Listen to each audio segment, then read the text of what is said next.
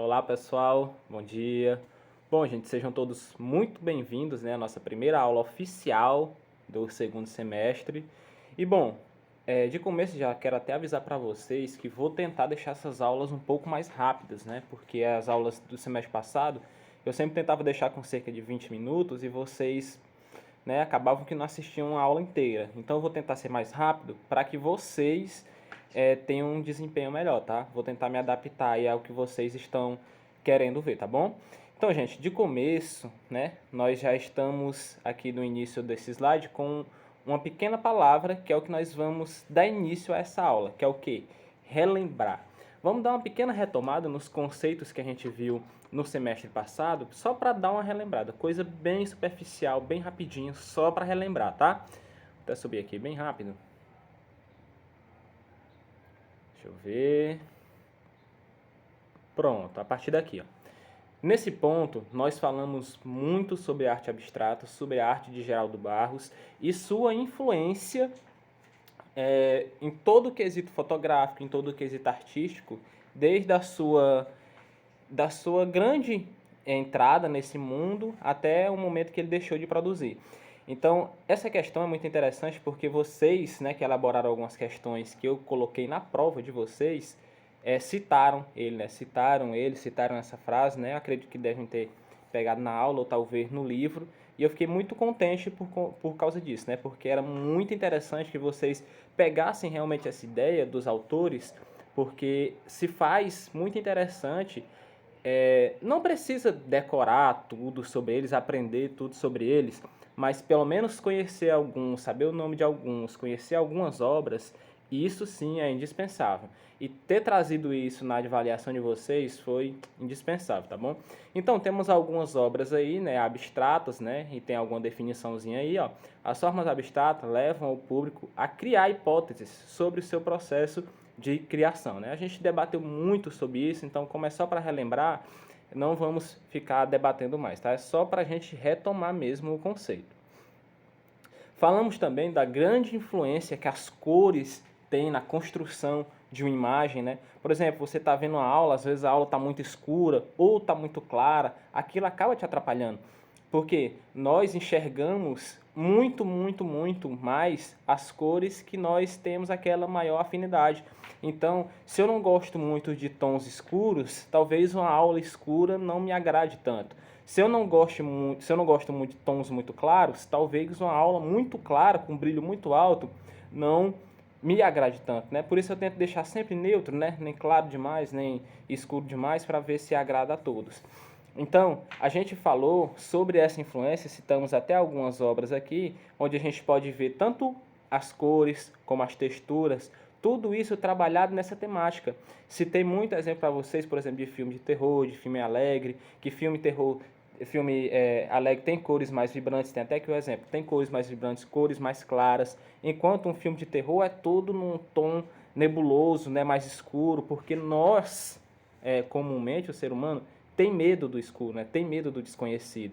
Então é por isso que se trabalha dessa maneira.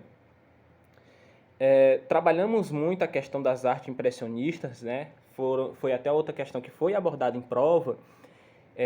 A questão falava o seguinte, de como, aliás, o porquê de outros autores criticar esses artistas que estavam seguindo essa tendência, né?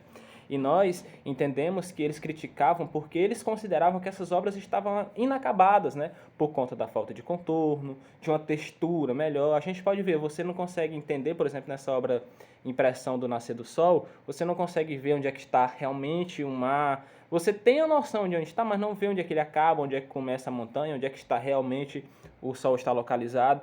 Então essa crítica veio em cima disso, né? Essa falta de contorno, essa falta de acabamento. Falamos do conjunto da obra, né, que é muito importante, onde a obra está inserida, em que período da história, quando foi feita. Isso tudo traz muita influência e faz muita diferença para nós chegarmos à conclusão do que é que foi pensado quando aquela obra foi construída. Seguindo adiante, né, isso aqui não é tão interessante para esse momento, falamos disso aqui também. A língua do corpo, né? A gente falou um pouco sobre expressão gestual, né? O quanto isso é impactante, né? Por exemplo, eu estar aqui dando aula todo estático, parado, não me movimentar, talvez seria interessante, talvez não, porque essa expressividade gestual é o que às vezes prende a atenção de um ou de outro, e era isso que prendia a atenção naquele momento, por exemplo, de Charlie Chaplin, que a televisão não tinha som, então era só os movimentos, e mesmo assim a gente conseguia entender o que ele queria passar pra gente, né? Seguindo adiante, né, falamos sobre a história do teatro, que é longa, né? Então vocês deem uma olhadinha depois sobre a história também da comédia, que é bem longa também, então vocês deem uma olhadinha depois. E agora vamos para o nosso conteúdo propriamente dito, né? No nosso primeiro tópico, nós trabalharemos o seguinte: tudo que me compõe. Esse é o nome do nosso primeiro tópico. Tem uma frase muito interessante que está bem no começo do capítulo e que eu coloquei ela aqui só para a gente dar uma analisadazinha, uma lida nela bem superficial. Eu vou até ler aqui para vocês, me acompanha aí, por gentileza. Sou pássaro no pé do vento, que vai voando a esmo em plena primavera. Cantando, eu vivo em movimento, e sem ser mais do mesmo, ainda sou quem era. É uma frase de Maria Gadu, tá? E é muito interessante a gente ver isso partindo do ponto do assunto que a gente vai entrar a partir de agora, né? Essa questão do autoconhecimento, essa questão do conhecimento sobre as culturas, sobre música, sobre imagem, sobre cultura visual. Então, se faz uma reflexão, né, entre o voo de um pássaro e o voo que nós temos entre essas culturas, entre a nossa cultura, entre a cultura de alguém que está em contato conosco, que vem de outra região, por exemplo. Então, temos aqui alguns tópicos para nós trabalharmos em cima deles. Primeiro tópico: quantas imagens você já viu até hoje? Dá para mensurar quantas imagens nós já vimos durante nossa vida? Né? Você que tem 16, 17 anos, 18 anos, quantas imagens você realmente fixou na sua cabeça desde o momento em que você nasceu, né? Desde o momento que você tem o discernimento para lembrar das coisas? Existe uma teoria na psicologia que fala que a gente lembra dos momentos ruins com muito mais detalhamento.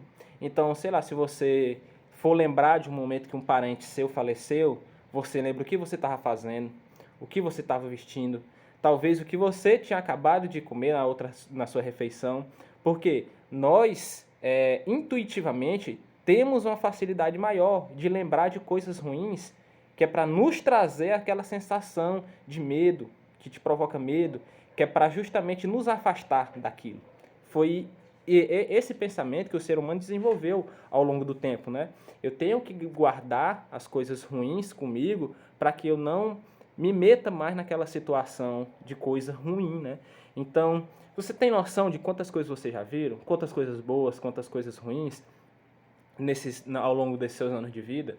É muita coisa, né? Então, pouquíssimas coisas a gente armazena realmente para nós. Outras coisas a gente vê, passa, nem sequer a gente lembra mais. É igual uma aula, né? Às vezes uma aula está tão ali monótona que você viu ela naquele momento e simplesmente não vai ela influenciar daqui a 5, 10 minutos. E às vezes o professor fala alguma coisa, a professora fala alguma coisa que te impacta de uma maneira que vai mudar seu pensamento ao longo dos anos, que você vai pensar de uma maneira diferente sobre determinado assunto, né? Quantas músicas vocês já ouviram? Ah, mas tem aquela música tal que essa aqui eu não esqueço. Pronto. Esse é o ponto. Você já viu milhares de músicas, mas você só lembra daquela que você gostou. Por quê? Porque você gostou. Então é isso que faz essa memória visual, essa memória que nós construímos ao longo do tempo. Isso é que é cultura, isso é que é a nossa cultura. Cultura visual, é disso que nós estamos falando. Memória auditiva. Quantas músicas também vocês não já ouviram? Nós não já ouvimos em todo lugar. E se está chegando agora o período eleitoral, quantos jingles eleitorais a gente não escuta? Ah, vote em fulano, porque aquelas musiquinhas que ficam grudadas na cabeça, elas têm justamente esse intuito. Eles trabalham só naquela parte da mente que é só o jingle chiclete ali, para ficar na sua cabeça. Ah, vote 232, não sei o que, fulano de tal, o melhor. Isso já foi feito justamente para ficar no nosso subconsciente, mesmo que você não queira, mas eu não quero lembrar dessa música, meu amigo, mas você vai lembrar. Porque ela é tão pequenininha, tão curta, que seu cérebro entende aquilo ali como uma tarefa inacabada. Enquanto você não for lá e ouvir a música inteira até o fim, você vai ficar lembrando. Por quê? É para isso que ela foi feita. Então essa memória auditiva se faz muito interessante também quando você está feliz, quando você está triste. Então, por exemplo, uma menina brigou com o namorado, né? Vai lá, coloca uma Marília Mendonça. Por quê? Porque a memória auditiva dela relaciona as frases da Marília Mendonça com o período que ela foi feliz ou com o período que ela está triste, para ela ficar mais triste ainda. É incrível pensar isso de uma maneira artística, porque às vezes a gente pensa que não tem relação nenhuma, mas tem muita relação sim, tá bom? Eu sei que eu estou um pouco acelerado, gente, é para não ficar muito longo, tá bom? Mas qualquer coisa vocês cliquem aí no cantinho que tem a opção de diminuir a velocidade, tá? Aí vocês vão me ouvir um pouco mais devagar. Cultura de um povo. Então, ó, a partir das imagens, a partir das memórias auditivas, a partir da cultura visual, a gente consegue delimitar mais ou menos de onde é que aquela pessoa pertence. Então, às vezes, a gente tem até um olhar preconceituoso, né? Aqui no Nordeste chega um fulano ali de tênis, né? Um calor danado, a pessoa de tênis, uma meia lá no meio da canela, a gente fala, que dali veio de São Paulo. Tá na cara que veio de São Paulo, olha lá, ó. Por quê? É uma cultura que a gente tem de classificar as pessoas que vêm com esse tipo de vestimenta porque eles se vestem lá assim. Da mesma forma, eles têm essa classificação com a gente. Ah, como é que tu tá no frio aqui e tá de chinela havaiana? O nordestino é isso, tá lá no frio e é de chinela havaiana. Às vezes, quando não tá de chinela havaiana, mas tá mais empanado, né, com 100 roupas uma por cima da outra por conta do frio.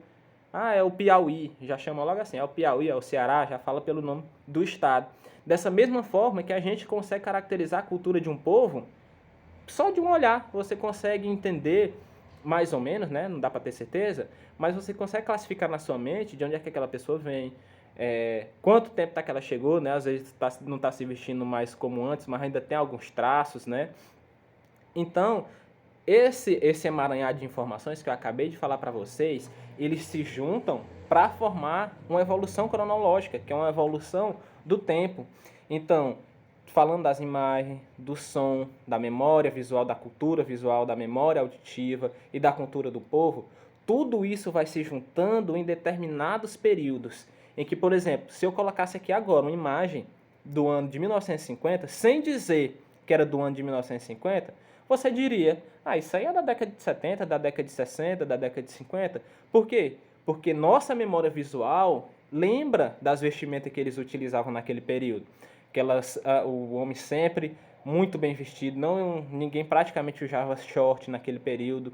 Certo que o planeta, né, ganhou alguns graus aí de temperatura ao longo dos anos, mas é porque também não era elegante você andar de shortão, né, de tênis, né? Então, é uma coisa que vai evoluindo ao longo dos tempos. Então, daqui 100 anos, quando os nossos filhos e netos estiverem estudando alguma coisa relacionada a isso, a cronologia, eles vão lembrar, nesse período, nossos pais, nossos avós escutavam brega funk, escutavam Anitta, e isso vai ser um objeto de estudo daquele período. Da mesma forma que agora nós estudamos o passado e fazemos prospecções para o futuro, né?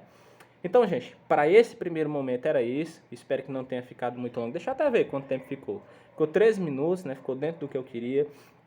Então, foi um pouquinho acelerado, foi um pouquinho rápido, mas porque é do desejo de vocês. Então, se alguém achou muito rápido, né, pode deixar aí nos comentários e dizer, professor, achei muito acelerado, dá mais uma baixada de ritmo aí, porque eu não me identifiquei.